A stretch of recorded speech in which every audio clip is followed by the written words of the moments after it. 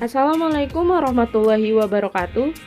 Kami dari kelompok 2, yaitu kelas 4E, akan mempresentasikan hasil kami yaitu mengenai apresiasi drama Festival Topeng karya Budi Ros. Kami dari kelompok 2 terdiri dari Siska Purwanti, Ade Firda Rosiana, dan Asmida Rahmawati.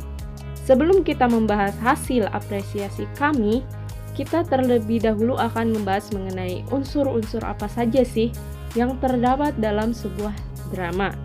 Kemudian kami juga akan membahas mengenai pendekatan sosiologis yang akan dibahas oleh Ade Firda Rosiana. Unsur intrinsik drama. Yang pertama, plot atau kerangka cerita. Yang kedua, penokohan atau perwatakan. Yang ketiga, dialog. Yang keempat, setting atau landasan atau tempat kejadian. Yang kelima, tema. Yang keenam, amanat atau pesan pengarang. Yang ketujuh, petunjuk teknis. Kemudian, pendekatan sosiologis. Pendekatan sosiologis berdasar pada asumsi bahwa sastra merupakan pencerminan kehidupan masyarakat. Melalui karya sastra, seorang pengarang mengungkapkan problem kehidupan dan pengarang itu sendiri berada di dalamnya. Karya sastra menerima pengaruh dari masyarakat sekaligus mampu memberi pengaruh terhadap masyarakat. Ada sinopsis. Di suatu desa yang bernama Desa Masokambang mempunyai tradisi pergelaran Festival Topeng. Pergelaran ini selalu diadakan dan menjadi pusat perhatian masyarakat. Masyarakat desa Masokambang sangat menyukai dan tertarik dengan festival ini.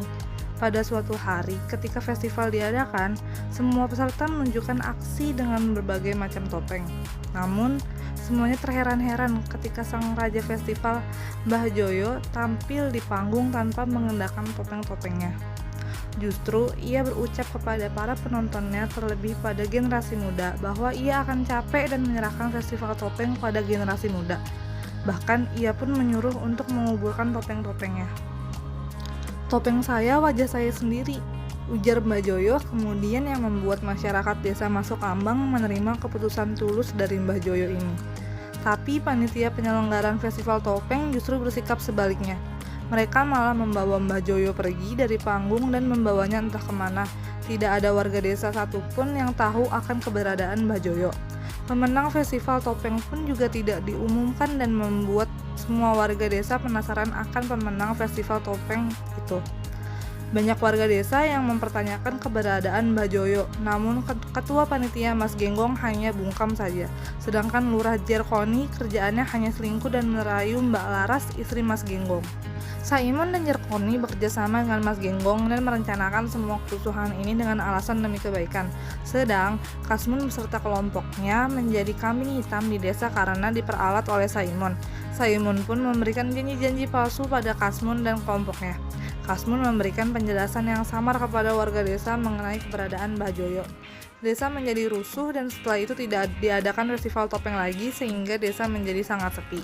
Namun, tak lama kemudian festival topeng kembali digelar dengan nuansa yang baru dan lebih banyak peminatnya dari generasi muda. Unsur-unsur dalam drama Festival Topeng. Yang pertama yaitu adanya tema.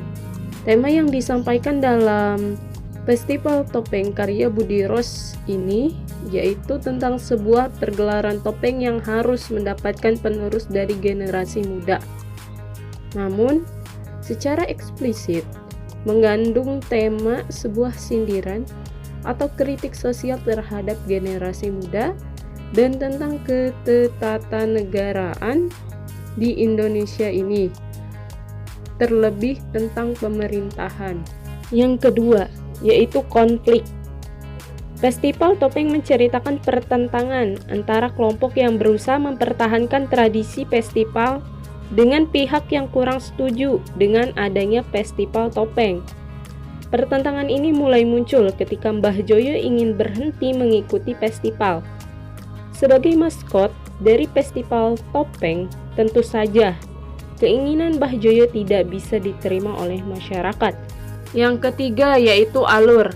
Alur yang digunakan pengarang dalam drama Festival Topeng karya Budi Ros ini yaitu menggunakan alur maju.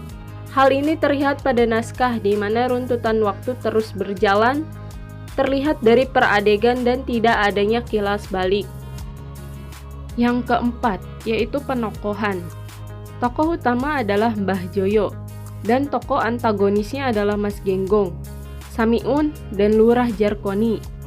Selainnya merupakan tokoh pembantu. Karakter Mbah Joyo adalah orang yang misterius, sakti, dan menjadi pusat perhatian dalam festival topeng. Yang kelima yaitu setting atau latar. Sesuai dengan asal pengarang, setting yang digunakan dalam naskah drama ini banyak didominasi tempat dan budaya Jawa, khususnya daerah Banyumas.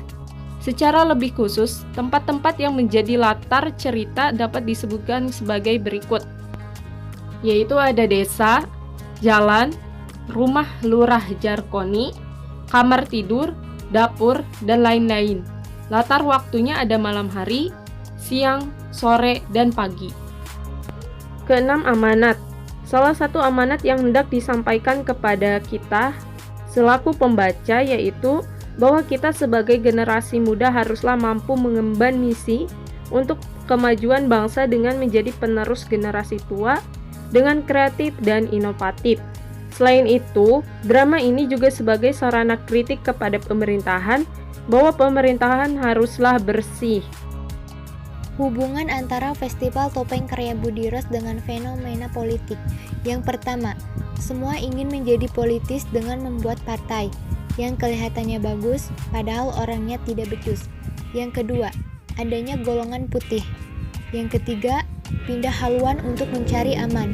Yang keempat, fenomena lain yang juga mengikuti kegiatan pemilu adalah pengharusan tokoh untuk ikut dalam pemilu. Misalnya, seorang kiai dipaksa ikut berkampanye atau mendukung salah satu partai, dan jika tokoh yang bersangkutan tidak mau, maka akan dihilangkan.